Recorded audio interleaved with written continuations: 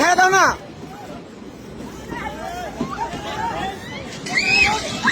যখনই প্রথমবার এই ভিডিওটি আমার চোখে পড়ে তখন আমি মনে মনে ভাবতেছিলাম এই লোকটি হয়তো ট্রেন থেকে নামার জন্য এমনটা করতেছে, কিন্তু যখনই আমি যে ভিডিওটি আপলোড দিছে তার ক্যাপশনটা পড়ি তখন আমার মাথার হুশ উড়ে যায়। ক্যাপশনে লেখা ছিল একটি মানুষের জীবনের চেয়ে কি মোবাইলের দাম বেশি ছিল, বারবার ছেড়ে দিতে বললেও শেষ রক্ষা হলো না তার। তখন আমি মনে মনে ভাবতে শুরু করলাম এখানে কিছু একটা ঘটনা আছে।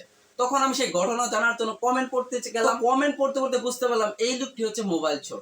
তো এতক্ষণে ভিডিওর কিছু অংশ চলে গেছে আর এতক্ষণ পর্যন্ত ঠিক ছিল, কিন্তু পরবর্তী ভিডিওর অংশটিকে যখন আমি দেখলাম তখন আমার মাথার হুঁশ উড়ে গেল। আমি চিন্তা করতে শুরু করলাম, আরে একটা মোবাইলের জন্য একটা মানুষের জীবন শেষ, এটা কি সম্ভব? আমি এটাই ভাবতেছিলাম। তো বারবার ভিডিওটি আমি দেখতেছিলাম আর এই লোকের রিয়াকশন গুলো চেক দিতেছিলাম। তো এই যখন ভিডিওটি দেখলাম তখন রাতের ঘুম হারাম। তখন আমি শুধু 1 ঘন্টা যাবত এটাই ভাবতেছিলাম যে এটা কিভাবে সম্ভব।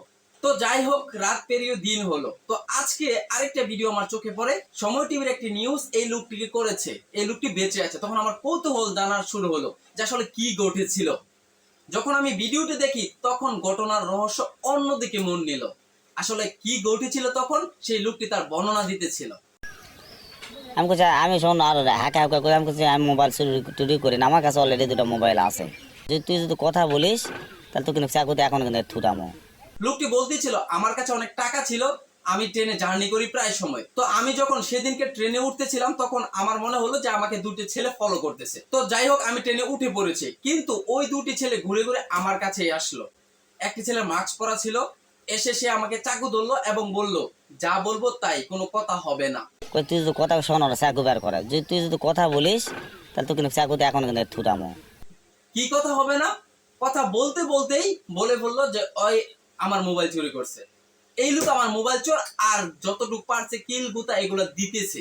তখন আমাকে ওরা মারপিট করে, প্রচুর মারপিট করে, মানে এলার ঘুষা ঘাসা, মানে প্রচুর 7 জন যদি মারে তাহলে আমার কি অবস্থা হতে পারে এলার। তো আজকে নিউজের পর এই লোকটি বলতেছিল যে আমাকে পরিকল্পিতভাবে মারার চেষ্টা করেছে, একবারে শেষ করে দেওয়ার চেষ্টা করেছে। কিন্তু আপনি খেয়াল করলে দেখতে পাবেন এই লোকটির কথা এবং ওই দিনের এই লোকটির রিয়াকশন দুটোর কোনো মিল নয়। আমি বলতেছি না কোনটা সঠিক, আমি জানি না এখনো, কিন্তু আমি আপনাকে বলছি এই লোকের কথা আর ওই দিনকার ভিডিওর রিয়াকশন কিন্তু মিল নয়। যদি এই লোকের কেউ হুমকি দামকি দিত তাহলে এই লোকের কেন ট্রেন থেকে নামার জন্য চেষ্টা করতে হবে চলতি ট্রেনের জন্য? ট্রেনের ভিতরে অনেক লোক ছিল, সে চেঁচামেচি করলে ওইখানেই করতে পারতো। আর এই লোকটি এখানে বলতেছিল যে আমাকে হাত দিয়ে একবার এদিকে আনে আবার এদিকে আনে, একবার বাহিরে ফেলে আবার ভিতরে টানে, এরকম করতেছিল। কিন্তু ভিডিও রিঅ্যাকশন অনুযায়ী কিরকম দেখতেছেন আপনিই বলেন, আমি সেটা বলবো না। আমার কাছে মনে হচ্ছে যে এই লোকটি নামার জন্য চেষ্টা করতেছিল আর ভিতর থেকে কেউ টান দিয়ে ধরে রাখছে যাতে সে চলতি ট্রেন থেকে না নামতে পারে। আর বলতেছিল কেউ, আশেপাশের লোকজন বলতেছিল ছেড়ে দেন ছেড়ে দেন।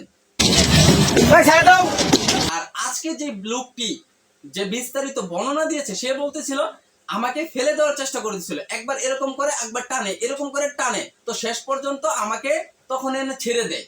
কিন্তু এই ভিডিওর রিয়াকশন অনুযায়ী আপনিই বলেন এখানে কি করতেছিল। তো কি বলবেন ভাই, আমরা আসলে কোন জগতে বাস করতেছি সেটাই বোঝা মুশকিল।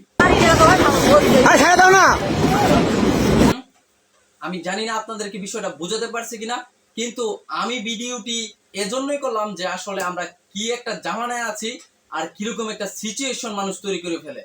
আমি এই ভিডিওটি যখন দেখতেছিলাম তখন এই লোকের রিয়াকশন দেখে আমার যতটুকু আমার ব্যক্তিগত, আমি দোষারোপ করতেছি না, ওই লোক যা বলছে সেটা সঠিক হতে পারে, আই ডোন্ট নো, কিন্তু আমার যেটা রিয়াকশন, এই লোকের রিয়াকশন দেখে মনে হচ্ছে যে না, ওই লোক কিছু একটা লুকাচ্ছে।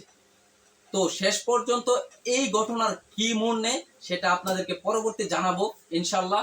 তো সেইটা জানার জন্য আমার চ্যানেলকে সাবস্ক্রাইব করে রাখুন। ভালো থাকুন, সুস্থ থাকুন, আল্লাহ হাফেজ, আসসালামু আলাইকুম।